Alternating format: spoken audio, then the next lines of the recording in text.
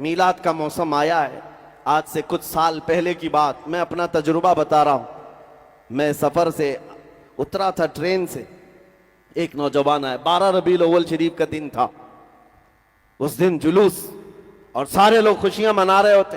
میں صبح فجر کے وقت سفر سے اترا. ایک نوجوان مجھ سے کہنے لگا کہ حضرت آج حضور کی پیدائش کا دن ہے، ساری دنیا خوشیاں منا رہی، ہم بھی جلوس کریں گے ظہر بعد عصر بعد جو بھی، لیکن کچھ ایسا عمل بتائیں کہ میں وہ آج کر کے حضور کی روح کو خوش کرنا چاہتا ہوں. کوئی ایسا عمل بتائیں. میں نے ایسی چلتے اس نوجوان سے کہا کہ دیکھ، نبی کریم صلی اللہ تعالیٰ علیہ وسلم کی ایک پاکیزہ عادت تھی کہ حضور بوڑھوں کا اور کمزوروں کا بوجھ خود اٹھا لیا کرتے. اور نبی کریم صلی اللہ تعالیٰ علیہ وسلم کی یہ عادت کریمہ مشہور تھی، جب بھی آپ کسی کمزور کو یا بوڑھے کو دیکھتے اس کا سامان اٹھا لیتے. یہ حضور کی عظیم سنت ہے. وہ نوجوان اتنا سن کر گیا، مجھے پتا نہیں تھا، بعد میں اس نے خبر دی. وہ ٹرین سے اترنے والے مسافروں کو دیکھتا رہا. ایک بوڑھی عورت اتر رہی تھی 2 بڑی تھیلیاں لے کر. یہ گیا نوجوان، کہا اماں جی مجھے دے دو، میں لے کر چلتا ہوں. وہ بحث کرنے لگی، تو ہے کون، میں تجھے سامان کیوں دوں. وہ ضد کرنے لگا، میں آپ کی مدد کے لیے آیا ہوں. اس خاتون نے کہا کہ میاں نہ تو کلی لگتا ہے نہ کوئی حمال لگتا ہے، میرے سامان لے کر بھاگ گیا. تو اس خاتون کو اس نے کنونس کیا، سمجھایا کہ بات حقیقت یہ ہے کہ آج میرے نبی محمد الرسول اللہ تعالیٰ علیہ وسلم کی پیدائش کا دن ہے، اور ان کی عادت تھی کہ وہ بوڑھے لوگوں کا بوجھ اٹھاتے. آج میں آپ کے سامان کا وزن اٹھا کر ان کی ادا پر عمل کر کے ان کی روح کو خوش کرنا چاہتا ہوں. خاتون نے اتنا سنا تو دونوں تھیلیاں دے دی، تھما دیا. نان مسلم تھی، مسلمان خاتون نہیں تھی. اس نوجوان نے کہا میں اس کے سامان اٹھا کر لایا. تھوڑی دور کے بعد اس کو ٹیکسی میں بٹھا دیا اور وہ چلی گئی. نمبر شیئر کر لیا تھا. میرے عزیزو، یہ دن میں کبھی ایسے آنے والے اتفاقی واقعات ہو سکتے ہیں، لیکن تمہیں اندازہ بھی نہیں کہ یہ اتفاق کتنا بڑا انقلاب بھی ہوتا ہے. 6 مہینے گزر گئے.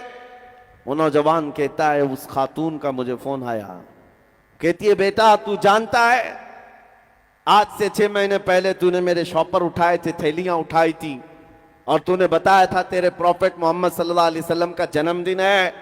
اس دن تم ان کی آتما کو، ان کی روح کو خوش کرنے کے لیے کام کر رہے تھے. کہا ہاں اماں پہچانتا ہوں. کہا کہ اس دن میں جو آئی، اس دن سے لے کر آج تک تیرے نبی کی سیرت ہی پڑھ رہی ہوں. جتنا پڑھتی جا رہی ہوں ان سے محبت ہوتی جا رہی ہے. میں نے کبھی سوچا نہیں تھا، دنیا میں سنا تو بہت تھا محمد صلی اللہ علیہ وسلم کے بارے میں، لیکن پڑھنے کا کبھی اتفاق نہیں ہوا، جاننے کا بھی اتفاق نہیں ہوا.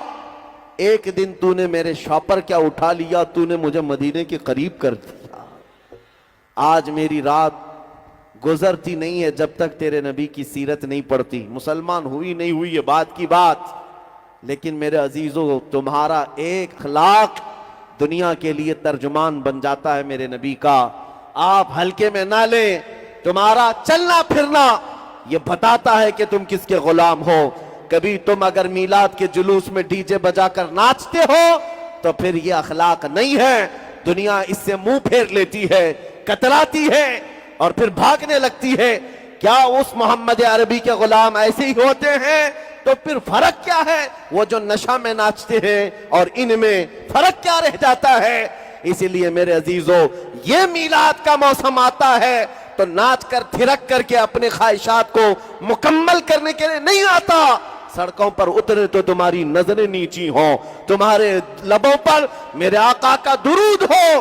ایک ایسا ڈسپلین ہونا چاہیے کہ لوگ نہ دیکھیں کہ نہ چاہے بھی تو ان کی نظریں اٹھ جائیں.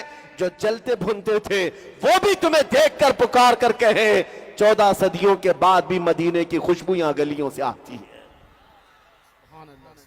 یہ تمہارے اخلاق سے ہو سکتا ہے، یہ انقلاب تمہارے اعمال سے آتا ہے.